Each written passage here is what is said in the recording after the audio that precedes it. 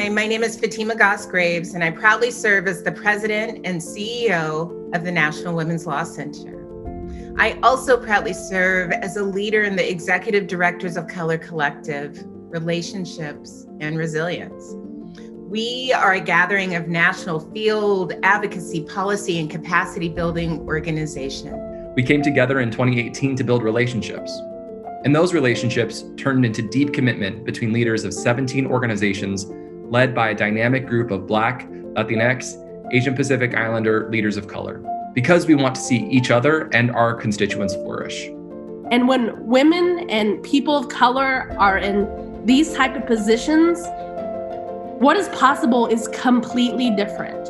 So I'm so incredibly proud of that, that we were there for our people, and we never, ever, ever took our eyes off our long-term vision of ballot measures being a tool for liberation to build power and to radically imagine what is possible when we center Black and Brown and Asian American and Native folks. We never, ever lost sight of that because we knew what was necessary in order to actually put issues that were going to drive out voters to this year. And I know my fellow EDs of color are taking on the world.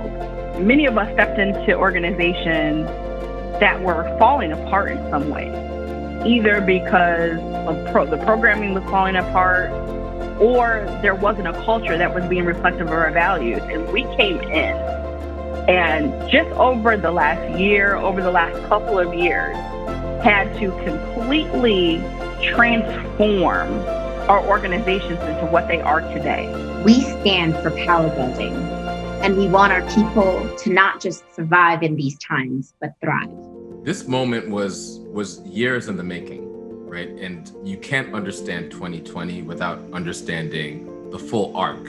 So in 2014, when courageous young Black folks in Ferguson, Missouri inspired us all, they sent a wave that we're still experiencing right now. And, you know, it's become commonplace, almost cliche for people to say Black Lives Matter, but that phrase was very, very controversial. Now, in 2020 was a reckoning for all of us. COVID-19, the secondary impacts of COVID-19 on our economy and our society, the reckoning around Black lives due to the murder of George Floyd, Tony McDade, Breonna Taylor. It created a crisis, it created interlocking crises. And during crises, these are decision points. And we saw a lot of establishment folks choose the safe decision.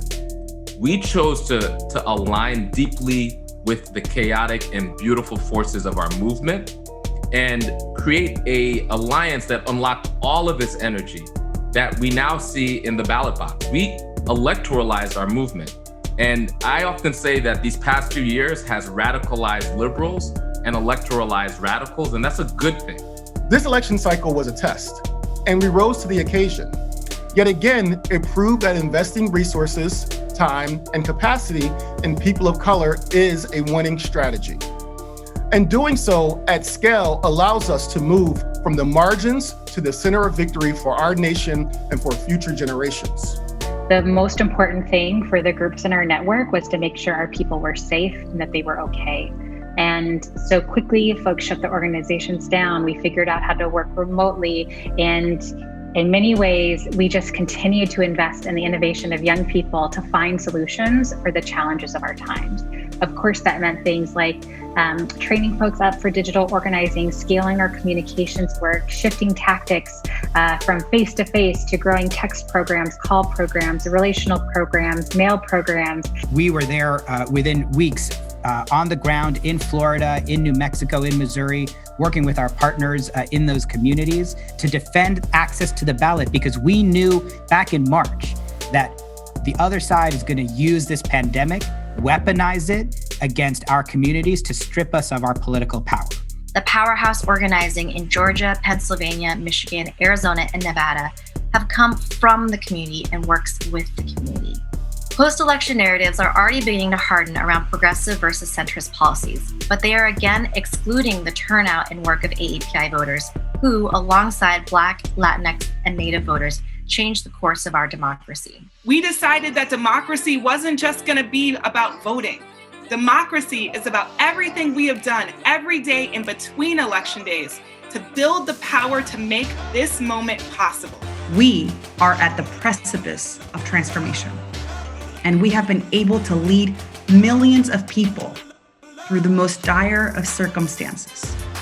I think what you will see from this year and what you have seen from previous years is that we are planting seeds in all of these important communities that have already started to grow.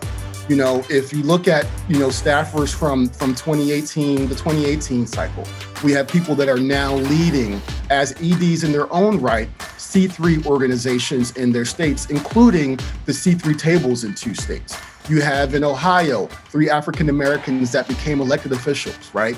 Organizers becoming elected officials. That's something that we all could use a little bit more of. This year, I am so proud of the fact that we came together and we registered more than 2.3 million voters. We had set out at the beginning of the year to contact at least 30 million voters, and we more than doubled that goal.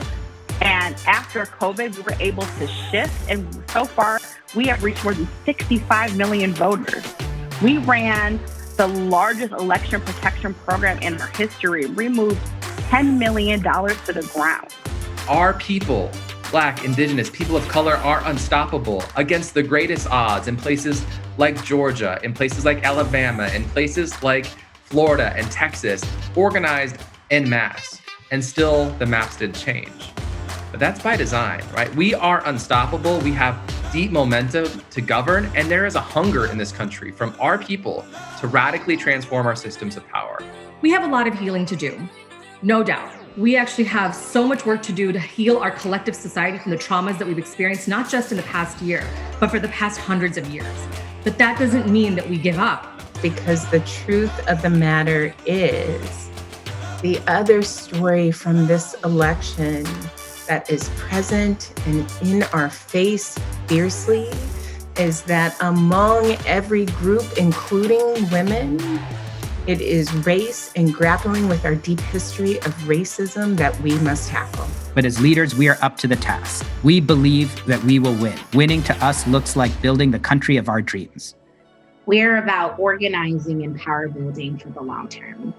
And so as we think about 2024 and we think about what is required for us to start shifting the tide in this country to fully build power for people of color, we need to put more people of color in positions of power that look like us in all systems, on all the power structures, not just in office, but at all the power structures that actually matters to our lives. So there is no return to politics as usual. There is no return to the quote unquote normal that never actually worked for people of color, for low-income people in the United States, right? So we will move forward an aggressive and bold executive agenda and an equally aggressive and bold legislative agenda. Here's the thing. Our future is not actually guaranteed.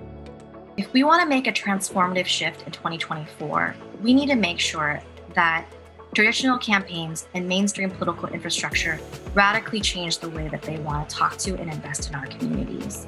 They cannot continue to rely on cold calling and texting people to vote the way that they have been. We should be consistently building deep relationships with people in our communities so that we're collectively setting the agenda and ready to vote together in 2024. This is going to take time, translated materials, and workers with the cultural and language competencies to effectively organize our communities. We've been doing that work. Our communities have the expertise to do this work. We just need the investment now, year-round, to make sure that we can continue to build stronger organizations and stronger ground game for the next 4 years. Let's take a moment to breathe, to center and express our gratitude, to love ourselves and to love one another, to acknowledge that we are our most important gift in this work. It took hundreds of organizations. It took thousands of volunteers. It took millions of dollars and tens of millions of community members working together to create the change that we want to see in this world. And our collective energy is power. I'm the father of a beautiful Black boy. What I hope for him, through his eyes, is a world where he could be freer than I ever was as a Black boy.